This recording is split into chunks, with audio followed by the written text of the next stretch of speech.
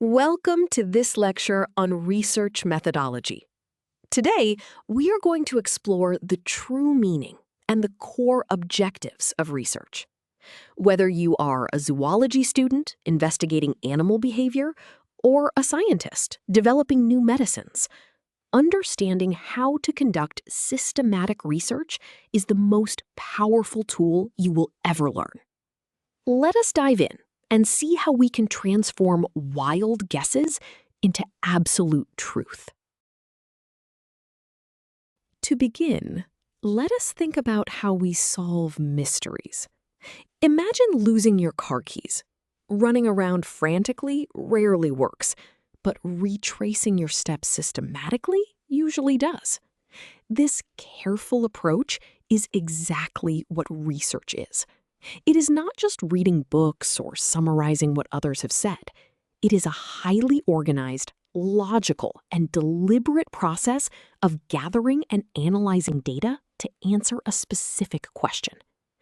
The word itself comes from the French recherche, meaning to seek carefully. By following strict rules of logic, we ensure that anyone who repeats our steps will find the exact same truth. Now that we understand what research is, we must ask why it is so incredibly important. Research forms the absolute foundation of all human progress. Without this systematic methodology, we would still be relying on superstitions and wild guesses to treat illnesses, build bridges, or manage our economies. It is used every single day by companies trying to understand consumer behavior and by governments designing public policies. If we did not have rigorous research, our discoveries would be full of personal biases, leading to disastrous real-world consequences, like failing medicines or collapsing buildings. This brings us to how we actually generate new knowledge, which we can model with a simple conceptual equation. K new represents the updated body of knowledge after our research is complete. This equals K old, which is the baseline knowledge we already possess, plus delta K, the incremental knowledge we generate. This new knowledge is a function of E, our empirical evidence, and A, our rigorous analysis. Conceptually, this tells us that research does not happen in a vacuum. If the quality of our evidence decreases or our analysis is flawed, the value of delta K drops to 0, meaning no true new knowledge is created. Let us see this formula in action with a concrete example. A local bakery owner notices her sales have dropped by 30% over 3 months. This 30% drop is her K old, her prior knowledge. Instead of guessing, she surveys 50 regular customers, which is her evidence, E sub S. She then applies statistical analysis to their responses, which is A sub S. By plugging this into our conceptual formula, she discovers the root cause. The final answer is not that her bread is bad, but that a new road construction project has blocked the main walking path. This new knowledge allows her to take practical action, like starting a delivery service. Now, let us look at a more critical application of generating incremental knowledge. In medical research, the stakes are human lives. Here, the new knowledge, delta K, depends entirely on the strictness of the clinical trial data, represented by D sub C. It also depends on the comparative analysis between two patient groups, represented by A sub C. If the data collection is sloppy or the analysis is biased, the resulting knowledge is invalid. But if both are rigorous, the function yields statistically significant results. This proves that research is a deliberate, structured intervention to extract truth from complex, high-stakes situations. Let us apply this medical formula to a real-world scenario. A hospital faces a sudden spike in a unique respiratory illness. Doctors need to know if an existing antiviral drug works. They cannot rely on gut feelings. They must set up a controlled clinical trial. They divide patients into two identical groups, giving one the drug and the other a placebo. This provides the rigorous data, D sub C. They then measure and compare recovery times, which is the analysis, A sub C. The final result is that the drug group recovers significantly faster, successfully generating new, life-saving knowledge. Having seen these examples, let us visualize the entire research process. Look at this flowchart. We always start at the top with existing knowledge. From there, we move down to identify a specific gap or problem. Once the problem is clear, we proceed to systematic data collection, gathering our evidence. This evidence then flows into objective analysis. Finally, this rigorous process outputs new knowledge at the bottom. This diagram shows how research transforms vague curiosities into structured investigations. It is the systematic flashlight that illuminates the dark, ensuring our understanding of the world continuously and accurately expands.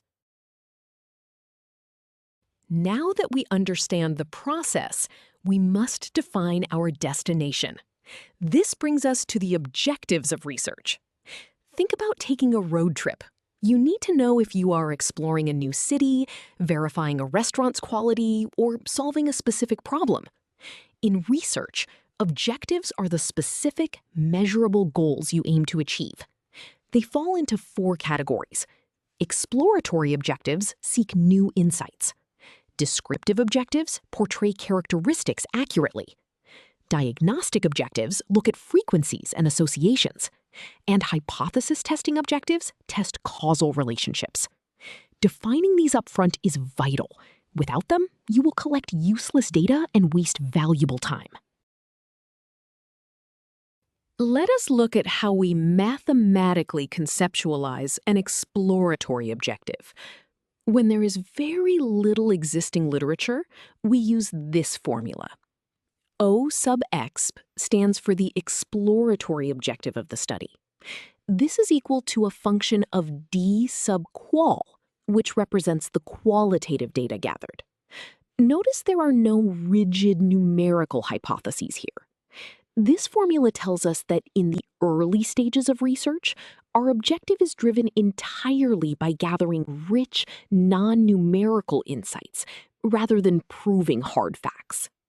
As the qualitative data increases in depth, our exploratory objective is successfully met. Before we move on, let us see this exploratory objective with a concrete example. A software company wants to create a virtual reality tool for senior citizens. However, they have absolutely no idea how elderly people interact with VR headsets. Because this is unknown territory, they cannot test rigid numerical hypotheses. Instead, they conduct open-ended interviews and carefully observe users, gathering qualitative data, D sub qual. By watching the users, they discover that the main barrier is the physical weight of the headset, causing neck strain. This vital descriptive insight successfully fulfills their exploratory objective. Now, let us shift from exploratory research to rigorous hypothesis testing. To see if a hypothesis testing objective is met, we often use the standard z-score formula. Z represents the standard score. In the numerator, we have x bar, the sample mean, minus mu, the known population mean. This measures the difference between what we observed and what we expected. We divide this by the natural variation, which is sigma, the standard deviation, over the square root of n, the sample size.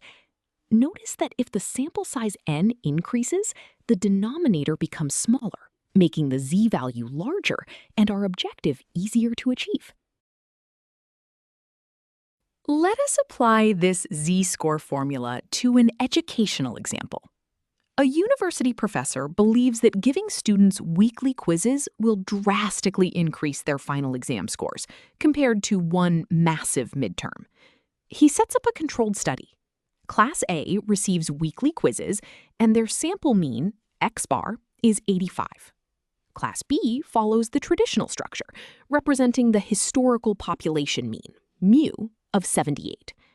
The standard deviation, sigma, is 10, and the sample size, n, is 50 students. We need to calculate the z-score to see if this difference is statistically significant. Let us derive this step by step. To prove whether the professor's hypothesis is correct, we must calculate the z-score. We begin by setting up the denominator, which represents the standard error of the mean. The formula requires us to divide the standard deviation, sigma, by the square root of the sample size, n. We substitute our given values, 10 for sigma and 50 for n. The square root of 50 is approximately 7.07. Dividing 10 by 7.07 gives us roughly 1.41. This value of 1.41 represents the natural variation we expect to see in our data. Now we can evaluate the actual difference. Continuing our derivation, we now look at the numerator, which is the actual difference in exam scores. We subtract the historical mean of 78 from our sample mean of 85, giving us a difference of 7 points. Finally, we divide this difference of 7 by our previously calculated denominator of 1.41. This yields a final z-score of approximately 4.96. Mathematically, a z-score of 4.96 is exceptionally high, meaning this result is extremely unlikely to happen by random chance. Therefore, we have successfully proven the objective. Weekly quizzes significantly improve student performance, allowing the professor to confidently change the curriculum. Having proven our hypothesis, let us visualize how all these objectives fit together. Look at this diagram of a classical building. At the very bottom, the foundation of everything is a clear research problem. Without this, nothing stands. Rising from this foundation are the 4 pillars of research objectives: exploratory, descriptive, diagnostic, and hypothesis testing. Depending on your specific goal, you will rely heavily on one or more of these pillars. Finally, resting securely on top of these pillars is the roof, representing your research outcomes. Your objectives define your entire strategy and support your final discoveries. We have covered a lot of ground today. Let us summarize the most important ideas. First, remember that research is a systematic, logical search for truth. It is the opposite of frantic guessing. Second, generating new knowledge always requires a combination of solid empirical evidence and rigorous, unbiased analysis. Finally, always define your objectives before you start. Whether exploratory or hypothesis testing, your objectives act as your compass. By setting clear, measurable goals, you ensure your work remains focused, efficient, and genuinely useful to society. You now have the foundational tools to begin your own investigative journey.